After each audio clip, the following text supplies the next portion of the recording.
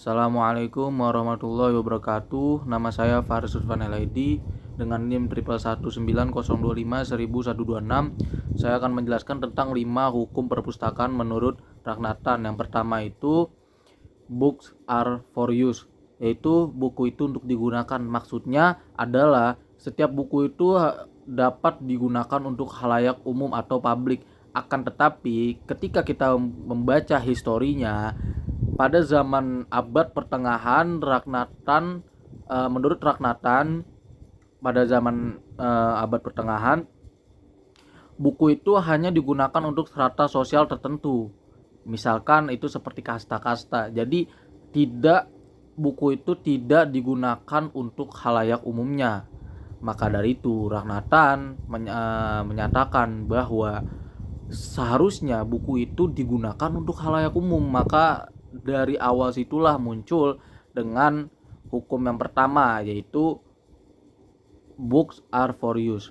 Yang kedua itu adalah every book, every reader his book, yaitu setiap pembaca itu memiliki kebutuhan masing-masing. Maksudnya yaitu setiap pemustaka itu ketika datang ke perpustakaan itu pasti memiliki kebutuhan masing-masing ataupun informasi yang dia cari. Jadi kebutuhan pribadinya dia sendiri, tidak suruhan dari misalkan pustakawan yang bilang kamu harus baca buku ini. Enggak. Jadi setiap pemustaka itu memiliki hak untuk mencari informasinya dia gitu. Jadi dia misalkan ingin mencari tentang sejarah, ya maka dari itu dia mengambil buku sejarah gitu. Yang ketiga itu adalah every book is reader. Every book is reader. Jadi setiap buku itu punya pembacanya masing-masing. Maksudnya itu lebih konteks ini, yang hukum ketiga ini lebih konteks ke arah pemustaka. Bagaimana caranya si pemustaka itu mampu menyediakan buku yang dia inginkan. Jadi misalkan sesuai kebutuhan ya. Misalkan si pemustaka itu pengen buku tentang sejarah, akan tetapi kalau misalkan si pustakawan itu tidak menyediakan buku yang dia yang enggak ada di perpustakaan enggak ada, bagaimana caranya itu? Si perpustakaan itu harus mengekspansi ataupun memperbanyak buku yang peminatnya banyak gitu. Jadi harus menyediakan apa yang ingin digunakan atau yang diperlukan oleh si pemustaka. Jadi yang keempat itu save time every reader.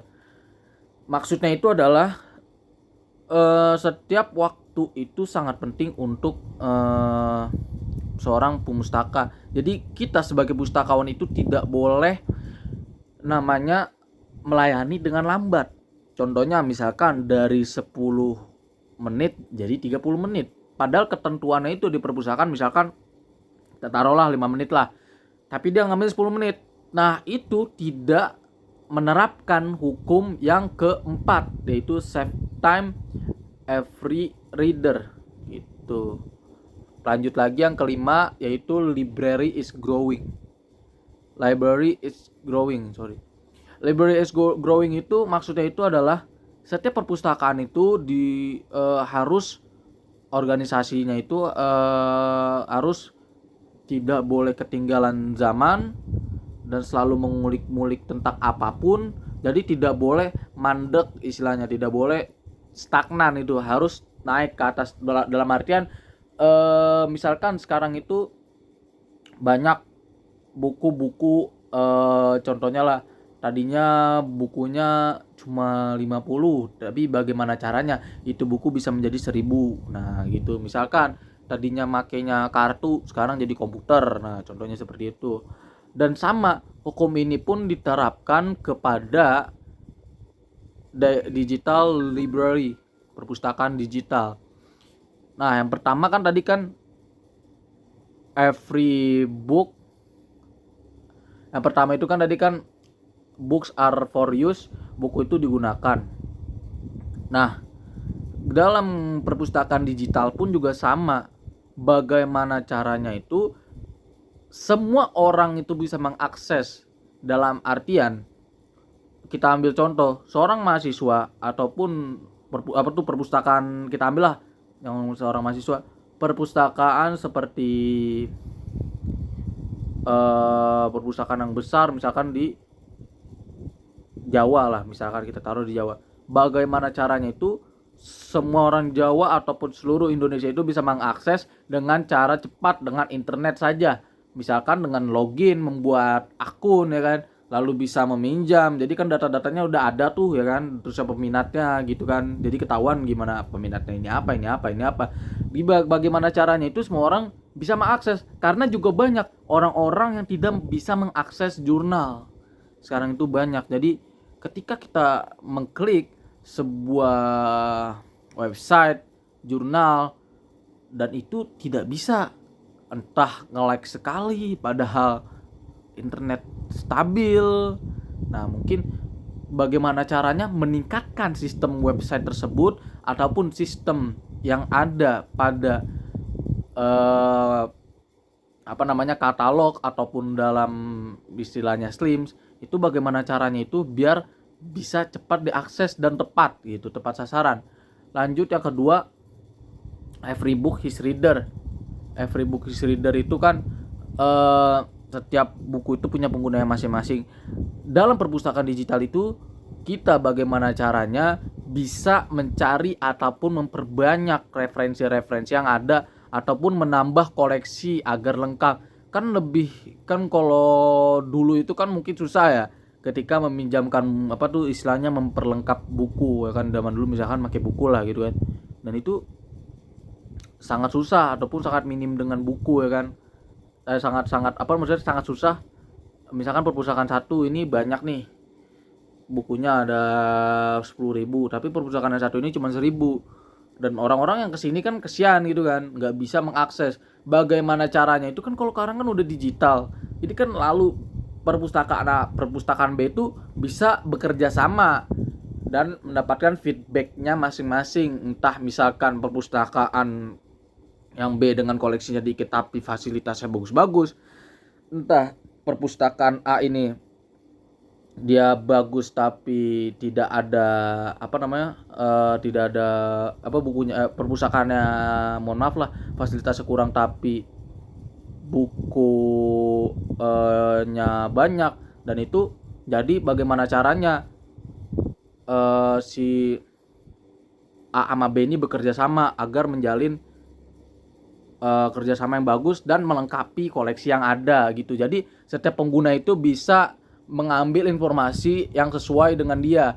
Lalu every book is reader, dan ini seorang pustakawan harus bagaimana caranya sama kayak tadi melengkapi bahan koleksi dengan sesuai kebutuhan. Kan kalau misalkan banyak yang akses itu kan ketahuan, misalkan datanya misalkan si A, B, C, D ya kan. Si A ini suka buku sejarah, kelihatan history yang dia baca itu buku apa atau jurnal yang di download itu apa. Lalu misalkan si B ini sukanya tentang baca tentang sains gitu kan, jadi kan ketahuan. Nah itu bagaimana caranya itu menyaring dan dipilih yang paling banyak itu apa, lalu dicari gitu. Tapi kan sekarang kan sudah luas ya kan, bagaimana caranya itu semua jurnal ataupun semua yang informasi yang ada di dalam seluruh perpustakaan itu bisa dapat gitu, bagaimana caranya. Lalu keempat itu save time. Nah ini banyak masalah yang terjadi karena bagaimana caranya itu mengakses itu dengan cara cepat ya kan, karena banyak juga sistemnya down. Jadi kan aduh nih bagaimana caranya mencet nih ya kan, 10 menit gak kelar-kelar ini kan. Kita misalkan tugasnya jam 10 tapi orang yang nyari artikel ya lu gak bisa dipencet-pencet, padahal artikelnya cuma itu doang, misalkan judulnya dikasih dosennya susah kan. Nah itu bagaimana caranya itu sistem itu gak boleh ngedown. Bagaimana caranya membangun sistem di perpustakaan digital itu dengan bagus gitu.